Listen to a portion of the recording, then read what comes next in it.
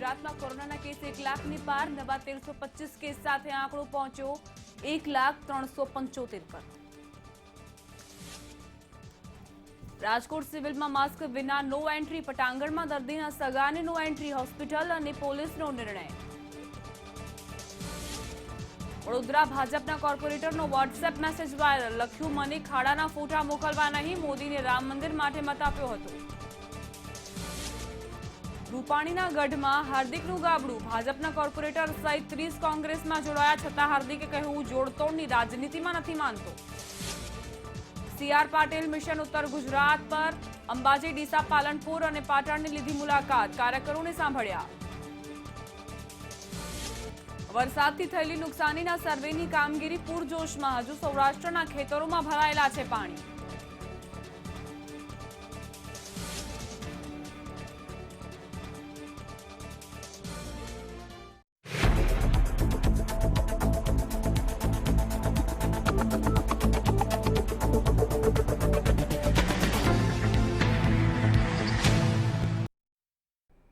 નમસ્કાર દર્શક મિત્રો, આજના ટકોરી ન્યૂઝમાં આપનું સ્વાગત છે અને હું છું આપની સાથે દીપા શર્મા।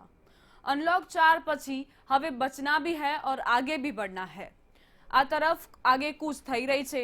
ત્યારે ગુજરાતમાં નવેમ્બર ડિસેમ્બરમાં પૂર્ણ થતી સ્થાનિક સ્વરાજ્ય સંસ્થાની ચૂંટણી યોજવા રાજ્ય ચૂંટણી પંચે પોતાની તૈયારીઓ શરૂ કરી દીધી છે। આ તૈયારીઓને જોતા લાગી રહ્યું છે કે આગામી સમયમાં ચૂંટણી પડઘમ વાગે તો નવાઈ નહીં। આવશે ચૂંટણીની મોસમ, ગુજરાતમાં સ્થાનિક સ્વરાજ સંસ્થાની ચૂંટણીની તૈયારી, રાજ્ય ચૂંટણી પંચે શરૂ કર્યા ચૂંટણી કાર્ય, નવા સીમાંકનમાં ફેરફાર સાથે યોજાશે ચૂંટણી, મતદાનનો સમય લંબાવાય તેવી શક્યતા, કોરોના સંક્રમણને પગલે આગોતરું આયોજન। ગુજરાતમાં નવેમ્બર ડિસેમ્બર 2020માં 6 મહાનગરપાલિકા, 56 નગરપાલિકા, 31 જિલ્લા પંચાયત અને 231 તાલુકા પંચાયતની પૂર્ણતિથિ મુદ્દતના પગલે ચૂંટણી યોજાશે। રાજ્ય ચૂંટણી પંચે ચૂંટણી યોજવાની દિશામાં આયોજન કર્યું છે। રાજ્યમાં નવરચિત નગરપાલિકા નવસારી, વઢવાણ, પોરબંદર અને મુન્દ્રા નગરપાલિકાના વર્તમાન વિસ્તારમાં સીમાંકન આધારિત ફેરફારો થઈ શકે છે।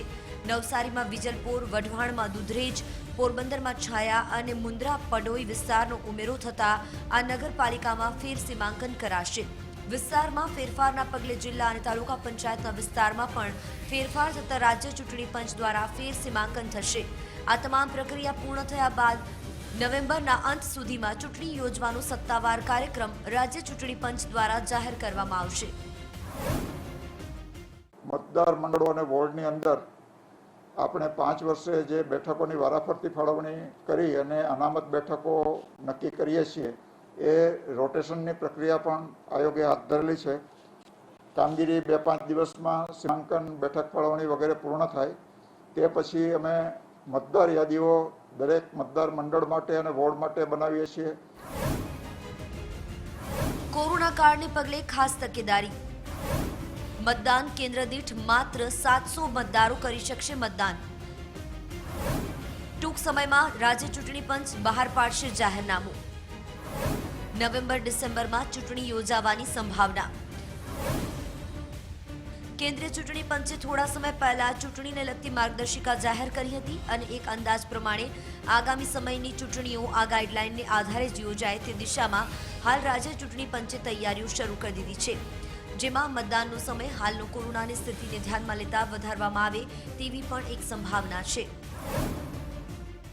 મતદારોની સુવિધા અને અનુકૂળતા સચવાય તે પ્રકારની તમામ વ્યવસ્થા કરીને જરૂર પડે તો મતદાનના સમયમાં અનુકૂળ વધારો કરીને પણ ચૂંટણીઓ યોજવામાં આવશે। સ્થાનિક સ્વરાજ સંસ્થાની ક્યાં અને કેટલી યોજાશે ચૂંટણી? રાજ્યમાં મહાનગરપાલિકાની 6, નગરપાલિકાની 56, જિલ્લા પંચાયતની 31 અને તાલુકા પંચાયતની 231 જેટલી ચૂંટણીઓ યોજાવા જઈ રહી છે। રાજ્ય ચૂંટણી પંચ માટે રહેશે એક પડકાર, આવતા સપ્તાહે ચૂંટણીની તારીખોનું થઈ શકે છે એલાન। કોરોના કાળમાં ચૂંટણીનું આયોજન રાજ્ય ચૂંટણી પંચ માટે એક પડકાર છે, છતાં સોશિયલ ડિસ્ટન્સિંગ, સેનેટાઇઝિંગ અને અન્ય યોગ્ય કોરોનાની ગાઈડલાઈન ધ્યાનમાં રાખીને રાજ્ય ચૂંટણી પંચે આયોજન અત્યારથી જ શરૂ કરી દીધું છે। ગાંધીનગરથી સોનલ અનડકટ, વિરેન મહેતા અને અરુણ શાહ સાથે bureau report, Mantavya news. Corona કાળ, ચારે બાજુ લોકડાઉન અને આર્થિક મંદીના વાદળો છવાયેલા હતા.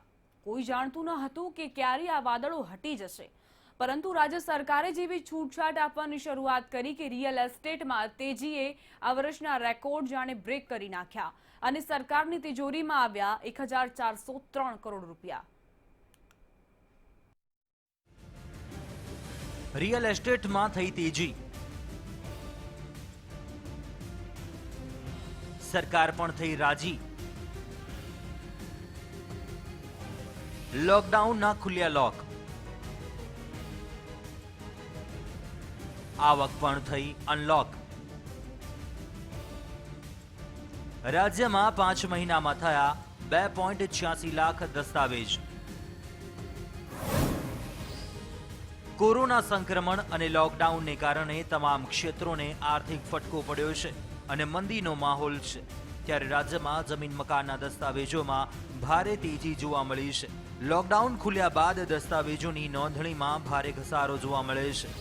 24 એપ્રિલથી 1 સપ્ટેમ્બર સુધીના 5 મહિનામાં જ રાજ્યની સબ રજિસ્ટ્રાર કચેરીઓમાં કુલ 2,86,801 દસ્તાવેજો નોંધવામાં આવ્યા છે, જેની સામે રાજ્ય સરકારને સ્ટેમ્પ ડ્યુટી પેટે 1,403 કરોડની માતબર આવક થઈ છે. દસ્તાવેજોનો ટ્રેન્ડ જોતા હવે કોરોના સંક્રમણ અને આર્થિક મંદીના દોર વચ્ચે રિયલ એસ્ટેટ સેક્ટરમાં અચ્છે દિન આવી ગયા છે. 31 ઓગસ્ટે રાજ્ય સરકારે કરી સૌથી વધુ કમાણી. એક જ દિવસમાં 4,838 દસ્તાવેજની નોંધણી. સરકારને થઈ 29.57 કરોડની આવક. 2 વર્ષની એક જ દિવસની સરેરાશ દસ્તાવેજ નોંધણી અને એક દિવસની આવકનો આંકડો પણ ક્રોસ થઈ ગયો છે. વર્ષ 2018-19માં એક દિવસના સરેરાશ દસ્તાવેજોની સંખ્યા 4,637 હતી અને આવક 25.37 કરોડ. વર્ષ 2019-20માં સરેરાશ દસ્તાવેજોની સંખ્યા 4,507 અને આવક 25.13 કરોડ હતી, જ્યારે ચાલુ વર્ષે 31 ઓગસ્ટે 4,838 દસ્તાવેજો નોંધાયા. 29.57 કરોડની આવક થઈ, જે આ વર્ષે એક દિવસની સૌથી વધુ નોંધણી છે. કયા મહિનામાં કેટલા દસ્તાવેજ અને કેટલી થઈ આવક? 24 થી 30 એપ્રિલમાં 174 દસ્તાવેજ નોંધાયા, જેમાં 46.72 લાખ સરકારી આવક થઈ. મે મહિનામાં 16,429 દસ્તાવેજ નોંધાયા, 76.91 કરોડ સરકારી આવક થઈ, જ્યારે જૂન મહિનામાં 77,482 દસ્તાવેજ નોંધાયા, સરકારી આવક 381.95 કરોડ. જુલાઈ મહિનામાં 1,01,15 દસ્તાવેજ નોંધાયા, જ્યારે સરકારી આવક 471.36 કરોડ થઈ. ઓગસ્ટ મહિનામાં 87,826 દસ્તાવેજ નોંધાયા, તો 446.31 કરોડની આવક થઈ. ઘસારાને પગલે કચેરીનો સમય પણ બદલાયો. 12મી તારીખથી 12/6/2020ના રોજ અમે લોકોએ 35 ટોકનો આપતા હતા. પછી ડિપાર્ટમેન્ટે આજની તારીખે અમારે ત્યાં 7 વાગ્યા સુધીનો સમય વધાર્યો છે. ટોકનની મર્યાદા પણ વધારી છે. ઉપરાંત ઘણી ઓફિસોની અંદર ટોકનની અંદર લોકોનો ઘસારો બહુ વધારે હતો અને કામનું પ્રમાણ પણ વધારે હતું. એના કારણે 5 થી 7નો જે વધારો હતો તે વધારીને 9 વાગ્યા સુધી પણ અમારો સ્ટાફ કામ કરતો રહેલો છે. દસ્તાવેજોનું પ્રમાણ વધ્યું છે, જેના કારણે એક તરફ બિલ્ડર લોબી જે રીતે જે મંદીનો માહોલ છે તે પ્રકારની વાતો કરી રહી છે, તો બીજી તરફ દસ્તાવેજો વધતા સરકારની આવકમાં જંગી વધારો થયો છે. કેમેરા પર્સન યોગેશ જયસ્વાલ સાથે આયુષી યાજ્ઞિક, મંતવ્ય ન્યૂઝ, અમદાવાદ. દસ્તાવેજોનો ટ્રેન્ડ જોતા હવે કોરોના સંક્રમણ અને આર્થિક મંદીના દોર વચ્ચે રિયલ એસ્ટેટ સેક્ટરમાં સારા દિવસોનો અણસાર આવી રહ્યો છે. લોકડાઉન પછીના આ 4 મહિનામાં જ અમદાવાદમાં રિયલ એસ્ટેટમાં મંદીના વાદળો એવા હટ્યા છે કે રાજ્યમાં સૌથી વધારે શહેરની રજિસ્ટ્રાર કચેરીઓ સતત ધમધમી રહી છે. અમદાવાદમાં ઘરનું સપનું થઈ રહ્યું છે સાકાર. લોકડાઉનના સીમાડા હટતા ઘર લેવા પડાપડી. લોકડાઉન અને કોરોના સંક્રમણના સમયમાં રાજ્ય સરકારની નાણાકીય સ્થિતિ નાજુક બની હતી અને વેરાની આવકોમાં 65% જેટલો ઘટાડો નોંધાયો હતો. પરંતુ આ બધું જ હવે ભૂતકાળ બની ગયું છે, કારણ કે અમદાવાદની સબ રજિસ્ટ્રારની કચેરી જોશો તો કંઈક આવું જ ફલિત થાય છે. મહામારીના સમયમાં રાજ્યમાં જમીન અને મકાનના સોદા અટકી ગયા હતા. પરિણામે બિલ્ડરોની તૈયાર થયેલી સ્કીમો વેચાણ વિના પડી રહી અને બેંકના વ્યાજનું ભારણ પણ વહન કરવાનો વારો બિલ્ડર લોબીને આવ્યો હતો. જો કે હવે રિયલ એસ્ટેટમાં લેવાલીને પગલે લોકો પોતાના ઘરનું સપનું સાકાર કરી રહ્યા છે. હા, લોકો લોકડાઉનના હિસાબે પહેલાં કામ બહુ જ ઓછું હતું. 3 મહિના જે બધાને બ્રેક રહ્યો એ પછી અત્યારે કામ ખૂબ જ સારી રીતે વધી ગયું છે અને સરકારશ્રીએ ઓનલાઈન ટોકન ને બધું કર્યું છે, જેનાથી લોકોને સુવિધા બહુ સારી મળે છે અને ભીડ પણ થતી નથી કચેરીમાં. ટોકન સિસ્ટમથી રજિસ્ટ્રાર ઓફિસમાં કામકાજ, કચેરીઓનો સમય પણ લંબાવાયો. દસ્તાવેજોના ધસારાને પહોંચી વળવા માટે રાજ્યની તમામ 287 સબ રજિસ્ટ્રાર કચેરીઓનો સમય વધારવામાં આવ્યો છે. અમદાવાદ, ગાંધીનગર, રાજકોટ, સુરત, વડોદરા સહિતની 12 કચેરીઓમાં રાત્રે 9 વાગ્યા સુધી અને બાકીની કચેરીઓમાં સાંજે 7 વાગ્યા સુધી દસ્તાવેજ નોંધણીની કામગીરી ચાલુ રખાશે અને ટોકન સ્લોટ ફાળવવામાં આવી રહ્યા છે. જો કે આ બધાની વચ્ચે સમય જ્યારે કોરોનાનો ચાલી રહ્યો છે, ત્યારે રજિસ્ટ્રાર ઓફિસમાં કોવિડ-19ની ગાઈડલાઈનનું પણ ખાસ ધ્યાન રાખવામાં આવી રહ્યું છે. કોરોનાને લઈને કોવિડ-19ને લઈને જે સુવિધા ઉપલબ્ધ કરવામાં આવી છે, એમાં અમે આવનાર પક્ષકારોનો હેલ્થ ને કોઈ તકલીફ ન થાય અને સારી રીતે એમનો કામગીરી પૂર્ણ થાય તે માટે પણ અમે સુવિધા ઉપલબ્ધ કરી છે અને એ રીતે અમારી ઓફિસની કામગીરી ચાલે છે. કેન્દ્ર સરકારનું સ્ટેમ્પ ડ્યુટી ઘટાડવા આહવાન. નાણાં મંત્રાલયે રાજ્યના સચિવને લખ્યા પત્ર. રેડી મૂવ હાઉસિંગ સ્કીમને ત્વરિત ફાયદો. કેન્દ્રના મંત્રાલય દરેક રાજ્યોના સચિવને પત્ર લખીને જાણ કરી છે કે સ્ટેમ્પ ડ્યુટીમાં ઘટાડો કરવામાં આવે, જેથી મંદીના સમયમાં રિયલ એસ્ટેટ સેક્ટરને જે માર પડ્યો છે તેની ભરપાઈ થઈ શકે. આ તરફ રેડી ટુ મૂવ હાઉસિંગ સ્કીમને પણ ફાયદો સ્ટેમ્પ ડ્યુટી ઘટવાથી સીધો જ મળશે. આયુષી યાજ્ઞિક સાથે બ્યુરો રિપોર્ટ, મંતવ્ય ન્યૂઝ. કેન્દ્ર શાસિત પ્રદેશ દીવને લાંબા સમય બાદ પર્યટકો વેપારીઓ માટે અંતે ખુલ્લું મૂકવામાં આવ્યું છે. સંપૂર્ણ તકેદારી છતાં પણ દીવ કોરોનાના ડંખથી બચી શક્યું નથી. હવે જ્યારે પર્યટકોનું આવાગમન શરૂ થયું છે, ત્યારે દીવે વધુ ચેતવું પડશે. દીવમાં કોરોનાના 231 કેસ. પર્યટકોની એન્ટ્રી સાથે ડબલ એલર્ટ જરૂરી. મોટી સંખ્યામાં ઉમટી પડતા પર્યટકોએ ચેતવું પડશે. કેન્દ્ર શાસિત પ્રદેશ દીવ તેના અદ્ભુત કુદરતી સૌંદર્ય માટે જાણીતું છે. એક કરતાં વધુ શાનદાર બીચ, ઐતિહાસિક કિલ્લો અને વિના રોકટોક મળતી મદિરા દીવને પ્રવાસીઓનું સ્વર્ગ બનાવે છે. અહીં મોટી સંખ્યામાં પ્રવાસીઓ ઉમટી પડે છે. જો કે લોકડાઉન થયા બાદ છેક હમણાં સુધી દીવમાં પર્યટકોને નો એન્ટ્રી હતી. તેમ છતાં સ્થાનિક લોકોની બહાર આવજા સહિતના કારણોથી દીવમાં કોરોનાનો ડંખ લાગી ચૂક્યો છે.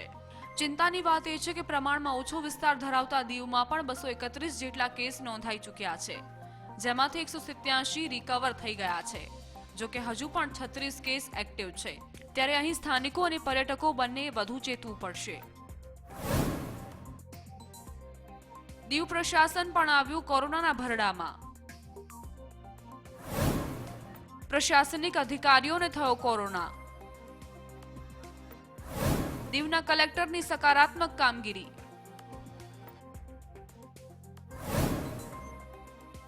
દીવમાં પ્રશાસન સંપૂર્ણપણે એલર્ટ છે. કોઈ પણ ઇમારત કે જ્યાંના વ્યક્તિને કોરોનાનો ચેપ લાગે તો તે ઇમારતને સીલ કરી દેવાય છે.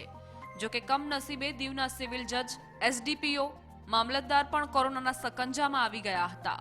કોરોના વોરિયર્સને પણ ચેપ લાગ્યાની માહિતી છે. ત્યારે પ્રજાની સાથે અહીં પ્રશાસનને પણ સાવચેતીના બેવડા માપદંડ ઉઠાવવા પડશે. પર્યટકોને લાંબા સમયથી રૂક જાઓનો આદેશ આપનારું તંત્ર હવે જ્યારે ફરી ખોલાયું છે ત્યારે કોઈ પણ ચૂક મુશ્કેલી ઊભી કરી શકે છે. ભારતી રાવલ, મંતવ્ય ન્યૂઝ, દીવ.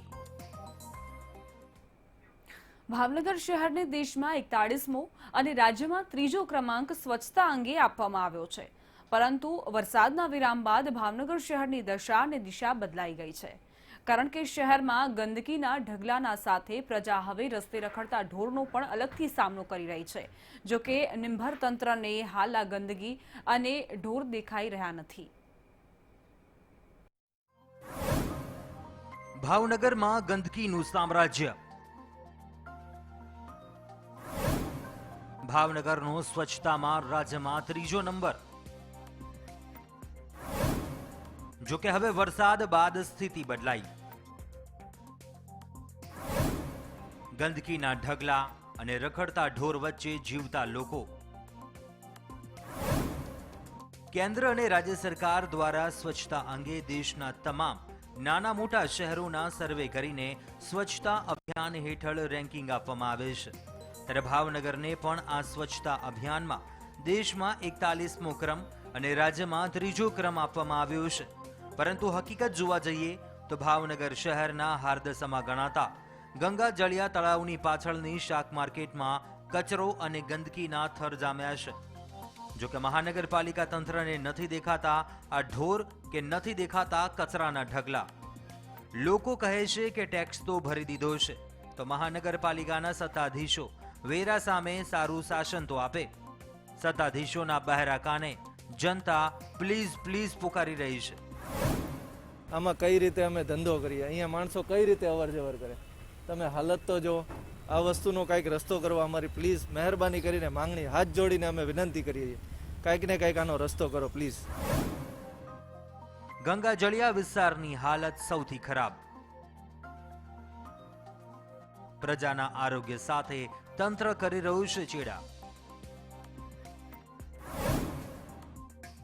ભાવનગર મહાનગરપાલિકાના વિરોધ પક્ષના નેતા દ્વારા જણાવવામાં આવ્યું હતું કે શહેરમાં ઠેર ઠેર ગંદકીનું સામ્રાજ્ય જોવા મળે છે અને ગંગા જળિયા તળાવ વિસ્તાર કે જ્યાં હજારો લોકો અવરજવર કરે છે ત્યારે અહીંયા કચરો અને ગંદકી એકઠી થવાને કારણે લોકોના આરોગ્યને નુકસાન પહોંચી શકે છે.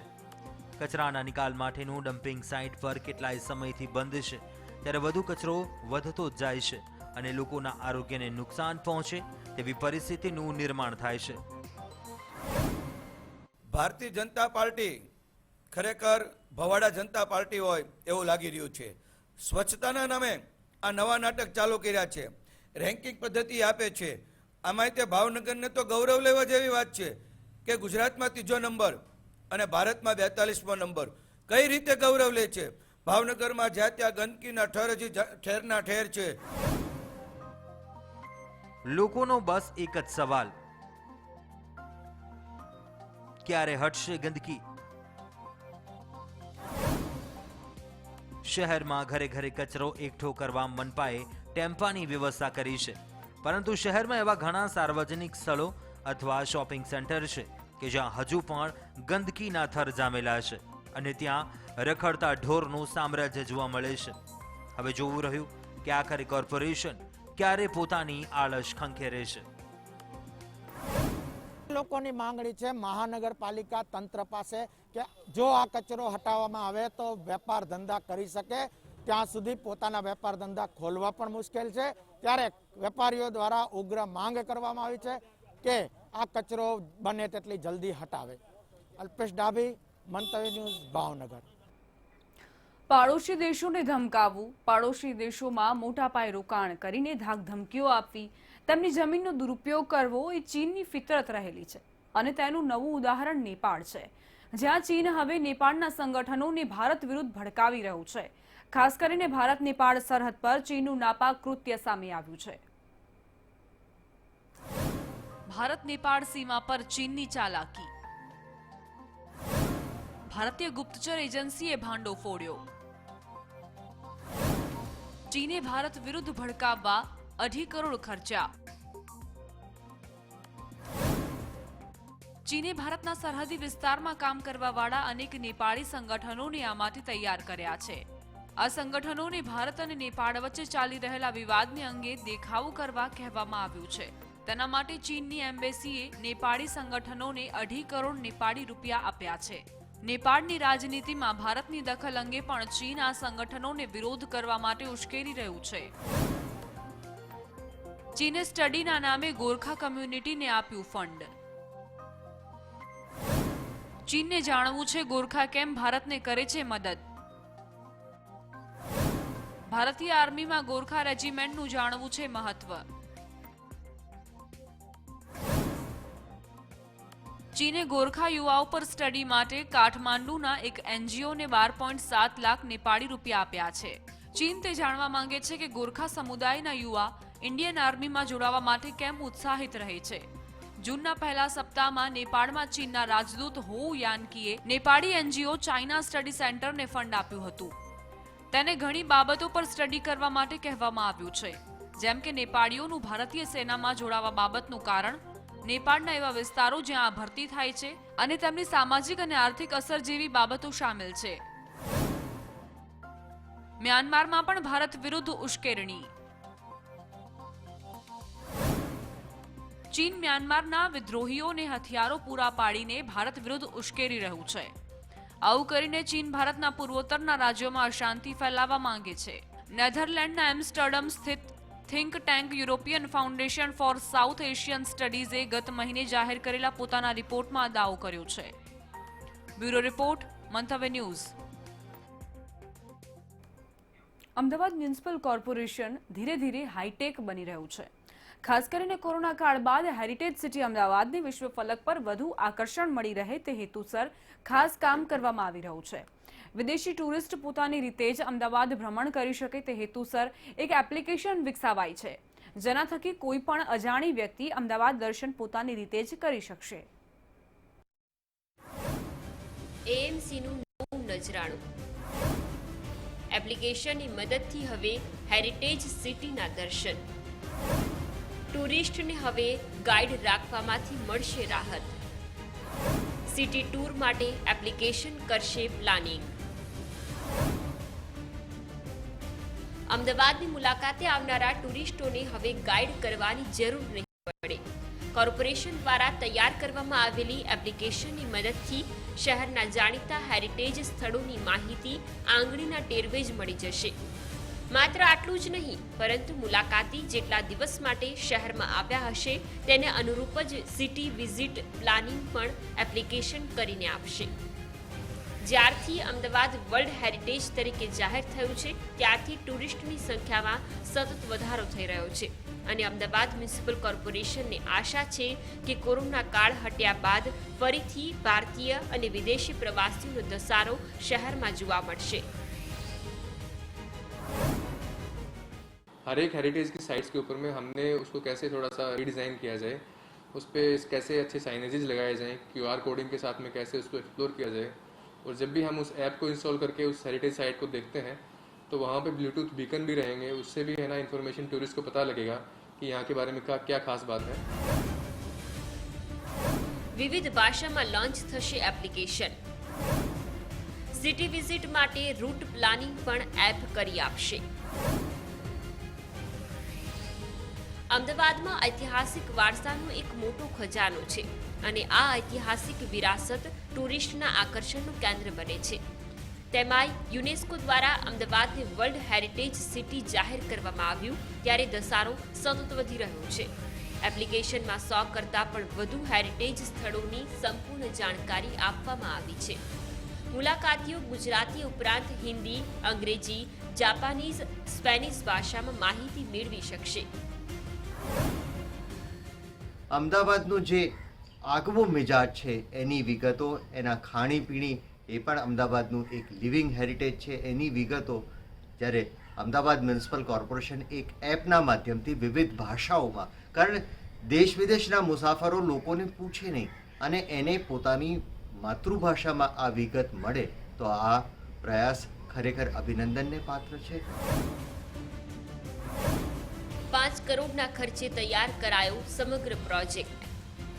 બહોળા પ્રમાણમાં પ્રવાસીઓ ઉપયોગ કરી શકે તે માટે એરપોર્ટ અને રેલવે સ્ટેશને મોટા કિયોસ્ક મૂકવામાં આવશે. તો આ સમગ્ર પ્રોજેક્ટ પાછળ 5 કરોડ રૂપિયાથી પણ વધુનો ખર્ચ કરવામાં આવ્યો છે અને આગામી થોડા દિવસમાં તેનું લોન્ચિંગ પણ કરવામાં આવશે. રીમા દોશી સાથે bureau report, Mantavya news, Ahmedabad.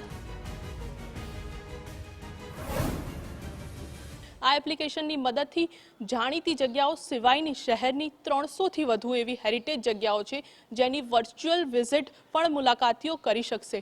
ત્યારે જોવાનું એ રહેશે કે આ એપની મદદથી કોર્પોરેશનને પ્રવાસન ઉદ્યોગમાં કેટલો ફાયદો થશે. કેમેરામેન મુંજાલ ભટ્ટ સાથે રીમા દોશી, મંતવ્ય ન્યૂઝ, અમદાવાદ. જીડીપીના આંકડાનો ફટકો સહન કર્યાને હજુ 48 કલાક પણ થયા નથી. ત્યાં જ ભારતના અર્થતંત્રને લઈ બીજા એક માઠા સમાચાર આવ્યા.